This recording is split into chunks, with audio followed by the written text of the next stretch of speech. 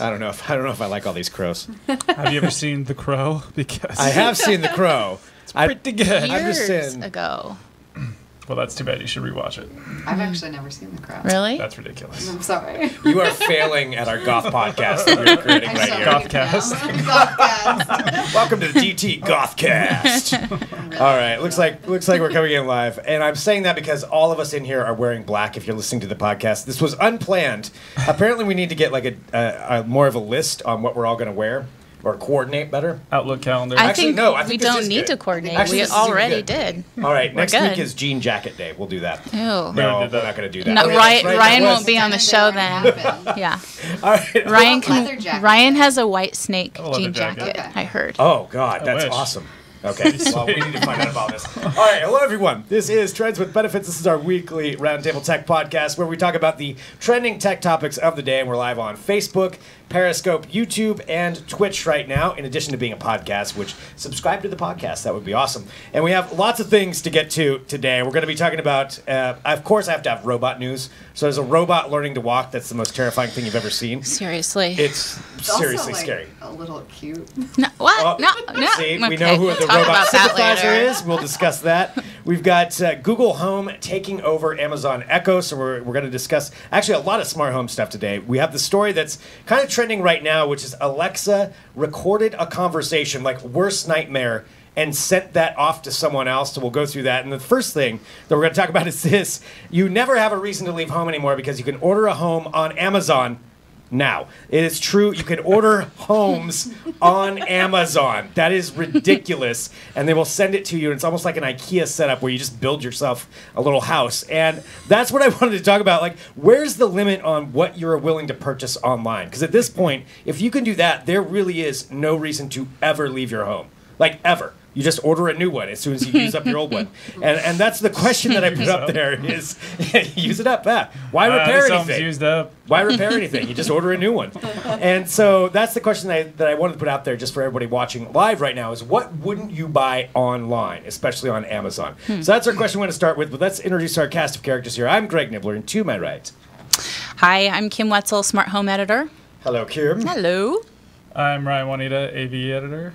And E. AV and E. You already screwed up your title. And Wait, what? I'm Adrien Warner, producer.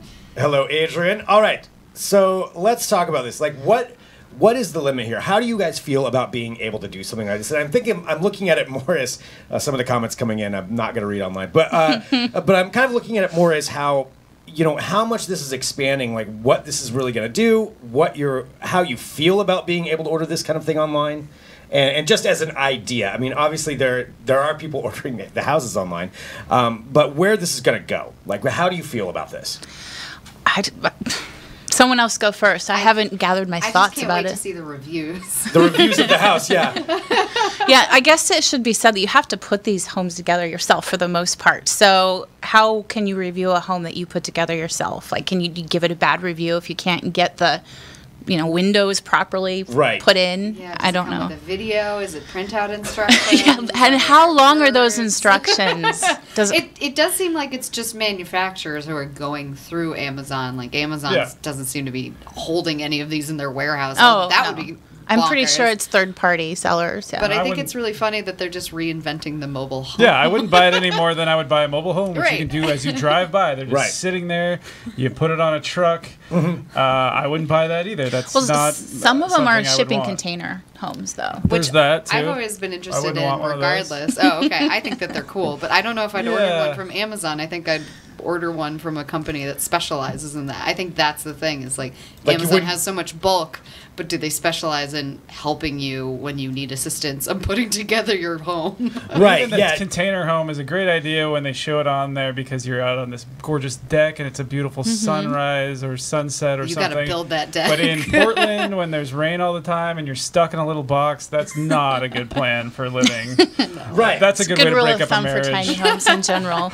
Yeah, I mean, that's true. If you're not into tiny homes, then it's definitely not something for you. But I mean, this is just scaling up. Yeah. Yeah. I mean, tiny homes in Portland, though, there's a lot of people that have those. right? I mean, there's at least also a I've lot heard. of people Yeah. that get them and back out within a year or two because they're like, oh, Really? yeah, it's really tiny that we should have paid attention to the first word I in have that a friend phrase. who actually builds tiny homes, and he does a lot of business because he lives here in Portland. But like, I would never in a million years put myself in one of those. But I'm like, oh no, is his business under like distress because of Amazon? Yeah. Well, and that's I guess what the bigger question is I wanted to ask is, what wouldn't you order online on Amazon? I mean, for myself, I still don't order groceries on there, but now, so many people do order groceries online. Like, there's certain clothes, like, I won't buy online because I want to actually see it in person. Yeah. But other than that, I mean, the more it expands, and I'm just thinking about myself and my own purchasing habits, over the last year, I order so much on Amazon that I never thought I would order. Especially... Like what, Greg? Like, well, let me tell you. Go to digitaltrends.com. Click on Amazon. No. But, I mean... a lot of like musical equipment that I used to want to have, in my hand and like test it out, which sucks because I like the local retailers. But you can still do that. You go to the retailer, take a look at it, and then go home until they're out of business, of course. Right, and then you feel bad, but then you just go back to Amazon and buy it again. The broader question is, why is Amazon so huge? Is because obviously good infrastructure and who is running it, but it's also because they got into it quickly. And that's why so many electronics companies went down. The one that sort of stuck around was Best Buy because they figured, oh, yeah, we should probably do online stuff really quickly. Right. If you go to one of our local places here, Columbia, and they don't have what you want, you can order it online in the store. More stores should have done that, and they still should be doing that to compete. Right, to try to adapt. Maybe the conglomeration of Amazon is too big now, but that's the problem right there, is not innovating quickly enough and not making it easy for people to go online and buy their stuff. I mean, I think that's part of it, and also just the fact that people are getting so used to it. I mean, you don't have Amazon to leave your home anymore. Yeah, exactly. So convenient. Yeah. So convenient to do that. I mean, they're even, if you think about what Google is working on, being able to make phone calls for you so you don't even have to talk to anybody. I mean, we're turning into a bunch of shut-ins. What's going to happen? We're going to be losers who can't do anything for ourselves. Well, that's pretty much. That's the thing that I feel about assistants, too. I'm just like, I'm not lazy enough to use an assistant for anything besides while I'm driving, searching for my mapping. Otherwise, I don't need assistants. In fact, when I do headphone reviews, it's something I forget to even think about, like, how good is the assistant? Because, first of all, they're usually crappy assistants anyway, like, when it comes to, like, the actual use of them. Now, are you talking about Alexa and well, or Siri for that. But I don't need Alexa in my house. I just can't think of why I need this. I don't have enough automated stuff that I need a computer to turn on. If I want to order something, typing is pretty easy. Why do I need something? Kitchen timer. Kitchen timer. I just don't get it. So I like that the one thing you wouldn't order off Amazon. Pretty easy to do. It's an expensive kitchen timer too. I can really do a kitchen timer pretty easy on here. It's not that bad. It doesn't hurt. It's not heavy lifting. Well, you are kind of in the minority though, because a lot of people are picking these up, and I don't get it. But at least I'm not getting listened to and sending private information to someone. I guess it's just the control thing. I'm a control freak, and I don't trust these machines in the first place. I'd rather have hands-on. I'm exactly the same way. I don't trust these things one bit. And like I can do all of that myself. I can look up the weather with my thumb, which is just as easy as talking to somebody. Moves. In fact, it's easier because sometimes I don't want to talk. And you guys work at a tech company. I know. You realize that, right? You sound like the oldest. I'm going back to I don't know about these young whippersnappers and their technology. They've had like gesture control and voice control. Good old pencil and paper. In TVs for years, they've had voice control and gesture control. It never works right, and it's always annoying. Let's just grab the remote. It doesn't work right, but I just don't get it. Going to. It's working towards that. Well, I think that's what by the time it does, there's like the AI takeover, and I don't want that to happen either. Yeah, well, the AI takeover is already on its way, and so let's discuss this. One of the other big my stories. Information to help it along. As Keelan just said, Luddites Anonymous.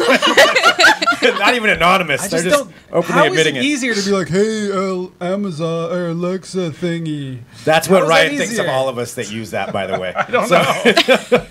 All right, well, let's talk about that, because there is something actually that I think is going to affect a lot of people, especially the Ryans of the world, on slower adapting to these things, and that's what happened this week, and it has to do with Alexa and an Amazon Echo, because your worst fear when it comes to an Echo or any of these devices is that it's listening to you, right? That's the big thing. It's one of the hugest opposition points to it, is that it's listening to you, it's recording you, and all the tech companies will say, no, it's not really, like, it's fine, we don't keep that. But a perfect example is what happened this week, and it was actually here in Portland. A couple were talking in their house, and they got a phone call from, I guess, this woman said that her husband's employee called them from Seattle and said, unplug your Alexa immediately, it's recording you. And what had happened is it recorded their conversation, but batched it up as a file and sent that file to somebody that was in one of their contact lists, which happened to be his employee in Seattle. So it really did what the worst fear is it recorded it and then sent it just to some random person through their contact list. That, I feel, is something that's going to set a lot of people back as far as whether or not they're going to adapt to it. But what do you think about this, Kim? I think being the smart home expert on here. Yeah, that's seriously creepy. That's really messed up. Amazon did say that they thought that it was a very rare occurrence, which, okay, great. It still happens, right? Still happened. So Amazon, so they need to do something about that kind of stuff. And yes, I think it is going to affect people. I think people are going to start. Like this couple said they had 4 Alexa devices connected. They disconnected all of them. So, it's definitely very creepy. Yeah. I would rather have, again, I just would rather have a touch, even if it's like Minority Report, I'll wait for that technology. I don't need to talk to somebody all the time. I find it really annoying to try to talk to someone, let alone my private information getting out there. There's not enough like straight up control of what's being said, what's being done inside the machine for me. And where that information is going. Yeah, and where it's going, where it's coming from. The explanation on their part was really wimpy. It was just like, oh, Alexa initiated the wrong command or something like that. It didn't even seem like they got hacked, or maybe they did, but there wasn't any sort of like record or that wasn't explained to them. So the fact that the engineer couldn't even really help them and walk them through what was going on is like, the machines are taking over the world. Kind of yeah, thing. No kidding. Yeah, and it is really unnerving. I mean, the other part of it, though, that we've talked about on this show before is, don't you have to assume that pretty much everything is recording you at this point? Yeah, there's cameras absolutely. everywhere. Yeah. Your phone is probably recorded. Your phone's never really off. Yeah. There's lots of things that are recording you. So is this something that you should just get used to, assume that even in your house your conversations are going to be recorded? Well, we all have gotten used to it, whether we did it consciously or not. It's just you're surrounded by it. But I mean, even Google, Google knows everything you do. Yeah, everything you do, unless you're using, Bing. Bing. But the other side of that is Google. We can talk about this too. That Google just took away their "Don't be evil" clause. Which was like, it's true. Really? Yeah. Why do that? Like, how is that necessary? Exactly. In case you don't, they're having people quit left and right about these drone project they're developing for the military, which other companies are doing it too. But Google's main thing was always "Don't be evil." That's what they started with. Yeah, it was in like their company creed or whatever. Because we have all your information. And it's true. Google took that out of their company motto or whatever you would call it. "Don't be evil." That is now removed. Yeah. So now they can all be evil. So it's always around you, but at least when you're touching something, I'm all for like new tech, better like gesture stuff, but at least then you're pushing the button when it records, at least, or you think you are. Yeah, you have control, right? Yeah, a little bit more. Keep telling yourself just that. Give the man a button. That's all. Yeah, at least let me think I'm in control of it, for God's sake. I want to think about hitting the button. Well, not hitting the button. That's correct. See, Courtney says, my kid already repeats what I say. I don't need technology to do that for me. So that's true for a lot of people. And Jeff just says submit. Because, that's the bottom line is, we don't know exactly what they are doing. I mean, it really is. And it's especially the more we see this kind of technology proliferate, from cars, especially autonomous cars. They're going to track everywhere you go, everything you do. They're going to be recording everything you say. It's turning into a sci-fi movie. We're living at the beginning of a Black Mirror episode. But what do you do about it? I think you have to just kind of... You go get a cab. You go buy a tiny home from Amazon, and you build it in the woods. Right, with built-in Alexa.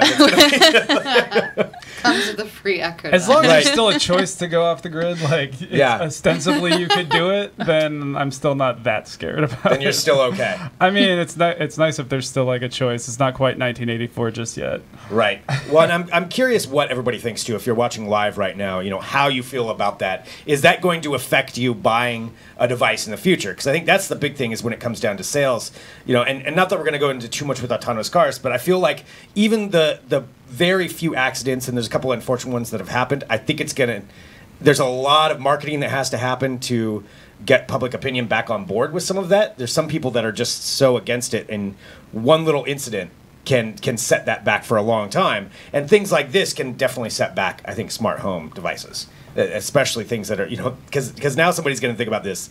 5 years from now, somebody's still going to say, well, yeah, but it recorded that one lady's conversation and sent it. And, and they're right. And maybe they are doing this more and more. I'm taking a look here in the chat. Yeah, resistance is futile. So we got a lot of people who are ready to bow down to the robot overlords, basically, in the chat right now. But talking about devices in general, and with Amazon Echo, I have an Echo at home. I've talked about it before. I do like it. I mean, I can tell, I use it mainly for music. I do use the timer. Totally. You can set 5 at once. Oh. Kind of cool. Hey, Alexa, set 5. Set 5 chatters. And so I do, and I have actually adapted to it, and I enjoy using it. But Google Home is something I haven't taken a lot of time with, and I guess we'll talk about kind of the sales on that, which this is another statistic that just came out. Google Home, for the first time, outsold Amazon Echo devices. Is that correct? Yeah. For the first quarter. Supposedly. So how do you feel about that, Kim?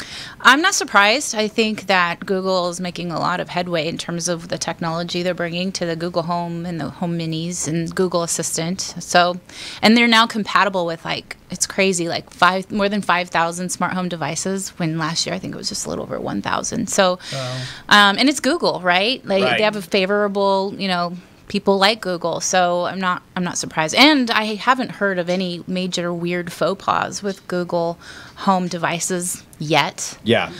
That probably could be coming, but yeah, I'm not surprised at all. I think Google. I'm sure it'll be coming of some kind of privacy issue some with weird thing, some weird laugh like we had with Alexa before, something. The laugh. I forgot about that. What was that? The Echo devices were laughing. Yeah, they just started people would be just in bed. And they would hear, hee or something really weird like that. Could you imagine? That's not scary. No. Freaking terrifying. Well, the other thing that we're noticing about this, and there was a manufacturer talking to us about this, is that there's a big war going on between Alexa and Google. Definitely. And that's especially true when it comes to third-party devices, where you have to pick one or the other, and you can't do both. Yeah. So manufacturers are now having to make two kinds of, say, speakers or whatever it might be that's trying to integrate the technology. We have to do one for Alexa and one for Google. Yeah. And it's too bad, because it'd be a lot easier if you could just have voice assistants, compliance, and you can pick your voice assistant or go back and forth between the two. But of course, these two titans are trying to, own the market. Right. And Google is making serious moves after Alexa sort of made the first. Right. Do you think this is like a VHS beta kind of thing? Like somebody's going to come out on top, or is it going to be? I think it's going to be more like the console wars, PS4 versus Xbox, and sort of dividing people into what they like more. But they're both going to be available. But they'll both, neither one's, because that would be really Amazon's hard. not for going somebody. anywhere. Right. Neither is Google. Yeah. Right. Like two immovable objects. Right. It's that would be pretty tough for one of them to overtake the other one. But that. You're right. That would be nicer if everybody played well together, but that's just not going to happen. I mean, look at Apple. Apple doesn't, and they're doing just fine. Yeah. Not doing that. It's just it's consumers that suffer on that end. Although their HomePod isn't doing so hot. No. Yeah. That's true. Yeah. That is true. That's actually a good point. Yeah, they are ones. Especially kind of being the leaders. At the forefront with Siri. Back. They're really the ones who started all that, and then just kind of dropped behind. Mm-hmm. I feel like Siri I think they dropped the ball a little bit on advancing Siri. It just didn't get as smart as we expected it to as quickly as maybe other services did. Yeah. In my experience. Yeah. But again, I don't use it that much because, I like the control thing, but also it's just never worked that well. Right. And I am, as we're taking a look at the chat here, and we're obviously broadcasting live, I'm curious who does use a Google Home, or maybe you're on the Ryan side, you don't need an assistant, you want to press a button, or maybe you've adapted and every room in your house has them. I'm curious where we're at with all of that. I'm taking a look at Rob on YouTube just said, I care less about the privacy than I do about the fact that the assistants only work well about 60% of the time. Agreed with that one, too. They never do what, everything they say they're going to do. There's always issues. I should also say I don't have a ton of new appliances, so if I had some that integrated better, maybe that would be more appealing to me. Yeah, I rent, and exactly. the idea of turning a rental home into a smart home is totally doable, because I know we have many lovely pieces on our site that tell you how to do that, but it just costs so much money. It's a lot of third-party gear that you'd have to buy and move elsewhere when you connect to. Right. Yeah. You don't want to upgrade your apartment for 40 grand or something like that. It's like that SNL sketch. You're renting, right? Doing the whole bathroom, putting in new tile. This is why you just buy a home online and you own it. That's just throw right. it in a parking lot somewhere. I didn't think of that. I did not think of that. Joseph says, I can't wait for my robo home to turn on the neighbor's robo home. So. If I buy one of those homes, can I put it in your backyard, Greg? Is that okay? Oh, God, yeah. What's the rental on that? Does Caleb have a backyard? Yeah, actually. Yeah. Caleb's That's backyard. Yeah, really big. all right, Caleb, we're all moving in with smart homes. Smart community. There's be 4 of them lined up in his backyard. I like it. All right. So that's, anyway, back to the Google Home versus Amazon devices. Google Home, again, taking over Amazon for the first quarter this year. So kind of a change in what we have seen, seeing some more parity in the market. Although Amazon still is by far, I think it's like 65% in the marketplace. It's the Something like lion's that. share of the smart speaker market for sure. Smart speakers, right. So we'll see where that goes. I've got a couple other things here that I did want to talk about. One of them, speaking of the robots taking over, which lately robots have been the theme on this show. We always have the Boston Dynamics videos, and you probably know those because they're terrifying. Creepy. Yeah. And now there's another one, though. They're not the only company working on these dynamic robots, and there is a company from Norway that has just posted a video, and their robot is called Dyret. I don't know why that's even creepier, the name. It's Dynamic Robot for Embodied Testing. So the robot is, what they're working on right now is teaching it how to learn, and how to learn quickly. It's basically, they kind of compare it to adapting, almost like Darwinism in animals. This is how it's adapting quickly. And so the video that they posted up shows it learning how to walk and figuring out different terrain and learning quickly, and it stores that information that it can then be used on the next robot. So it's passing on its information. Seriously. It's learning, and of course it learns at a really quick rate. So this kind of idea, I think seeing it in action just makes it all that more unnerving. Oh my God. Conquered the Please mountain. stop making 4-legged robots. Just stop. Like 2-legged robots are bad enough. I like my robots with 2 legs. I just think about Fahrenheit 451, that mechanical dog, and like the Boston Dynamics, and now this one. Like, just stop making these things. They're creepy. But you think they're cute? Well, no, I don't think all of them are cute. I thought that video specifically was cute because it was like I'm taking learning. little tiny steps. And I know that's probably like the power cord, or I don't know, however they're powering it. Or sending, data back to their computer, but like it looks like it's on a little leash. Oh my gosh. And it's like, She's got a corgi at I have home, by the way. which is also like walking. You need a robotic corgi. 'cause Yeah. they're tiny legs, Right. But it's real. But see, next is real. week, though, it's going to be standing at your front door. And that's what it's come by. The speeding up of evolution is a really interesting case. Like, they're able to, just put it into, like, put millions of years of advancement into days, essentially. And with something like that, which is crazy. I was reading this thing sort of off subject, but urban animals are completely different when they grow up in the city for a few generations than they would be out in the wild, and that's just like accelerated evolution. Do they all have evolved to the Alexa environment. devices? That's not it. Oh, okay. But give it some time. Sure. Right, we could be there. Yeah, I think that's the part that The speeding up of it, though. Yeah. how fast it's going. And then you're like, wait, what's going to happen next? Right. Then you combine that with AI. I saw somebody talking about worrying about jobs. Joseph says, can anyone bar Amazon from killing any more jobs? I'm sure realtors aren't happy about this as far as ordering the tiny homes. I mean, probably realtors are going to be okay right now. As it advances, who knows? Maybe you can order a giant house. I mean, a couple of these were like as big as my house, like 1,400 square Right? feet. So, Yeah. Big. That's a big house to order online. But the advancement of this kind of technology is where it really gets scary. Because where are we going to be in 5 years?